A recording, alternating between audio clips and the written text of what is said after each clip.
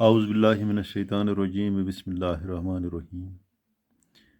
Dear students of class 8th, Assalamu alaikum wa rahmatullahi wa barakatuh. In today's class, we are going to discuss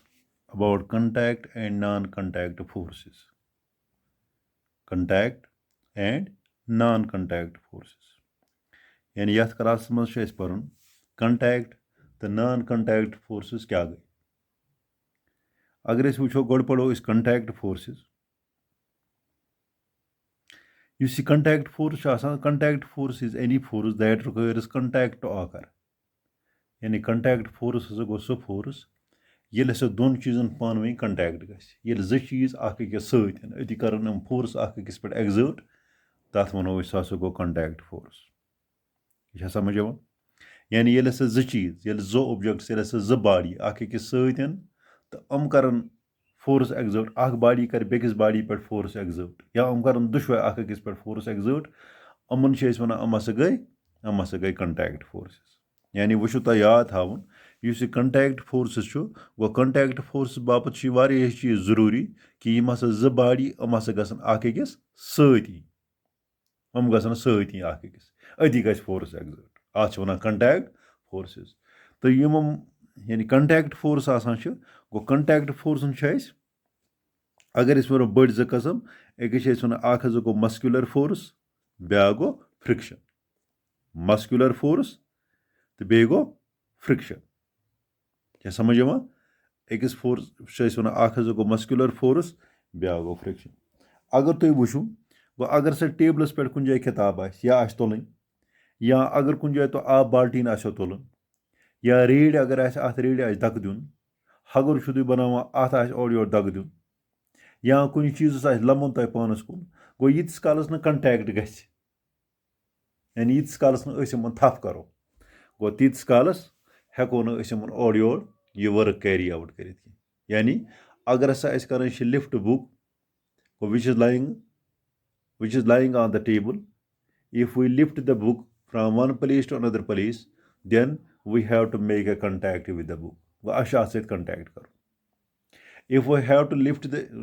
to lift a bucket of water, then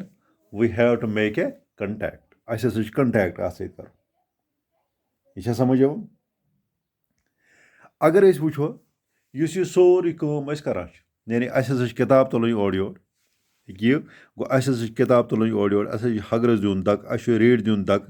यानी अस कह चीज़ और कह चीज़ अत लमन पानस कुन या दक दिन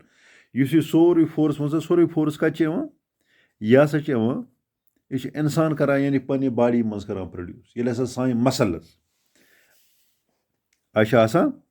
गो muscles. अगर मसल्स वो मसल्स गो ये मास युस सान अड़जन पे यह फोर्स कत यह फोर्स ना अमयो यानी मसल्स मज फोर्स कत यह ना कमर मज यह मसल्स मज ना तवे अत वन यह गो मस्कुलर फोर्स. अगर तुम वो ये एनिमल तस लागान यानी पन कम कैरी आउट कर एनिमल इस्तेमाल कर. तुम वन तो दांद वाय ये अलमाय दांदन मज अलमा अत अलमाय अम समीन वाया यह कत फोर्स गो यह फोर्स गो from the muscles of the oxen. यानी दांद जोड़ आसान यह मसल अमन मज फोर्स ना तवे अत वन यह गो यानी यह गो muscular force.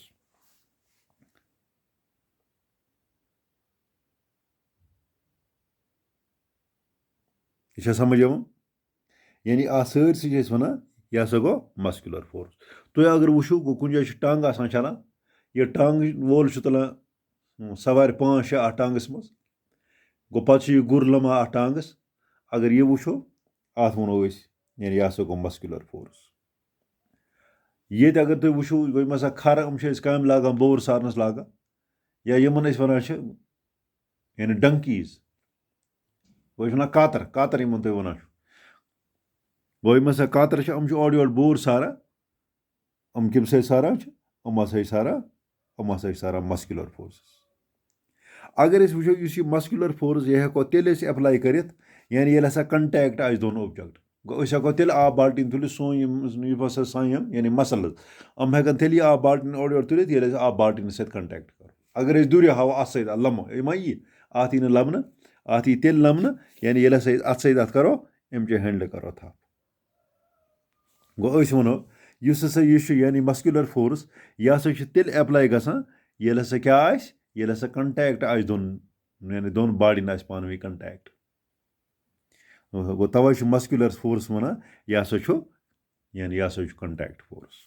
Muscular force contact force येल तम मस्कुलर फोर्स एप्लाई कर चाहे इंसान करतन मस्कुलर फोर्स एप्लाई या कंस एनिमल सन जरिए करतन मस्कुलर फोर्स एप्लाई गो अत कंटेक्ट जरूरी यानी अख गो मस्कुलर फोर्स एप्लाई कर वोल बे सू चीज ये पे मस्कुलर फोर्स एप्लाई कर अमन गि पान कंटेक्ट आसन गो तवे मस्कुलर फोर्स वन यह हसा कंटेक्ट फोर्स ब्या फोर्स अगर वो ब्या फ्रिक्शन अत वन रगड़ उर्दू पे फ्रिक्शन अगर तुम वो तुम एक्सपीरियंस कोर्मुत कि ये हसा फुटबॉल गिंदान फुटबॉल ये गिंदान गो दिवान अत ठिल खोर सत अत ठिल दिवान इस यह फुटबॉल यानी वारिया एरिया यह पाने करा कवर पकान ये पे तान गो लास्ट पे वाता स्टेज ये मे स्पीड वारिया कम गसान तो यह शुरक यानी इस हसा रोलिंग बॉल हसा गसान स्टॉप ये हसा अत पे फोर्स एप्लाई करो ये पुश अत करान गो पुश करने पत यानी कैंसस कालस चलान ऑन इट्स ओन मगर स्टेज वातान ये हसा यह अमिच स्पीड वारिया कम गसित यह पे रुक सिमिलर इज द केस ये हसा तुम चलो साइकिल ये साइकिल चलावान गो पत अगर बंद करो यानी पैडल दिन करो अत बंद अत वार वार यह स्पीड गसान कम स्टेज वातान अगर हसा प्लेन जमीन अगर हमवार जमीन हमवार ग्राउंड कुछ जाए अत मज साइकिल चलावान गो पैडल अत दिमो साइकिल गो साइकिल चलान तेज गो पत करो पैडल दिन बंद तुम वो अत साइकिल गई गो स्पीड कम कम कम लास्ट पे गसान कुछ जाए स्टॉप यह हसा रुकान अगर वो गो यम सात नाव चलावान गो अत रोइंग करान गो तम फीजा आसान यम सत आबस दिवान पत कुन नाव पकान ब्रो अगर करो गो करो यानी फीस सत आब यानी पत कुन त्रावन करो बंद अत क्या गस यह अत नाव हज स्पीड गो गसान कम कम लास्ट पे सो स्टेज वातान ये हसा रुकान यह आबस मज वह अगर तुम वो वन सा अकिम रुको अगर नाव वो वन सा नाव अकिम रुको या अगर साइकिल वो अकिम रुको अगर सा फुटबॉल वो अकिम रुको गो अत हसा रगड़ लगा अत फ्रिक्शन लगा अगर वो फुटबॉल अत लगा ग्राउंड यानी जमीन सत फ्रिक्शन अगर साइकिल वो गो अत लगा जमीन सत रगड़ इस यह रगड़ यह रगड़ फोर्स हसा यानी अपोजिट अत काम कर अत डायरेक्शन अत अपोजिट डायरेक्शन गो it acts opposite to the direction of motion यानी इस मोशन डायरेक्शन अत अपोजिटस मज काम कर अगर हसा कह चीज योर पकान यानी इत कह चीज पकान यह पकान यम जाए पड़ा तह हसा डायरेक्शन यह गई मोशन डायरेक्शन गो यह फ्रिक्शन गो फ्रिक्शन कुछ डायरेक्शन गो in the opposite direction of the state of motion गो यह मोशन गो मोशन इज यानी अपोजिट डायरेक्शन अत मज फ्रिक्शन गसान एप्लाई यह फ्रिक्शन यह फ्रिक्शन हसा काज कर यह हसा अमन चीजन कर स्टॉप यानी फ्रिक्शन अमन चीजन कर अमन चीज मूविंग ऑब्जेक्ट हसा कर स्टॉप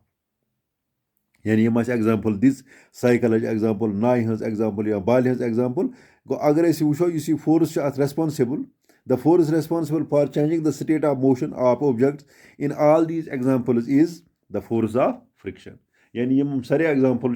यह हसा फोर्स ऑफ फ्रिक्शन इस अमन करान स्टेट ऑफ मोशन करान चेंज अगर वो इस फोर्स ऑफ फ्रिक्शन यह हसा between ball and the earth surface या surface of the ground it is also between it is also between the tires of the bicycle and the ground and it is also between the boat and water अगर हसा नाव निमोन बे आब गो अत मज यह गसान apply force यह force हसा तमाम moving ऑब्जेक्टन यानी मूविंग ऑब्जेक्टन पे गसान एप्लाई अत वन यह गो फ्रिक्शनल फोर्स ये frictional force important frictional force यानी मूविंग ऑब्जेक्ट यम मा गो ये मज मूव आसान कर चाहे कतन जमीनस पे मूव कतन आबस मज मूव या कतन हवास मज मूव मूवमेंट ये जाए गए मूविंग ऑब्जेक्ट आमिस फोर्स एक्ट गो तथ वन सह गो फ्रिक्शनल फोर्स यह फ्रिक्शनल फोर्स गो यह यानी अत सरफेस दरमियान आ गो मूविंग ऑब्जेक्ट बे यानी मीडियमस मज पकान अमिच सरफेस अत मूविंग ऑब्जेक्टस माबेन फोर्स डेवलप अत वन यह गो फ्रिक्शनल फोर्स चूंकि यह फ्रिक्शनल फोर्स यह तेल शाबाश go it comes into play when there is contact between the moving object and the surface you see moving object be you see surface go at maben hasa force shaba come into play go tawai go tits kalas nahi ke tits kalas asi the frictional force ke tits kalas na kya tits kalas na contact go tawai you see frictional force at chase wana yasa go contact forces go wo to samujh यानी contact force क्या गो तो contact force कस बड़ कस्म गो muscular force बे गो frictional force Yemen one गई contact force यानी contact force क्या गो यह force तेल तेल इफेक्टिव गो ये हसा कंटैक्ट यानी दोन चीजन माबेन कंटैक्ट अगर न कंटैक्ट कह गो तेल न मस्कुलर फोर्स एप्लाई गि तो न फ्रिक्शनल फोर्स एप्लाई गि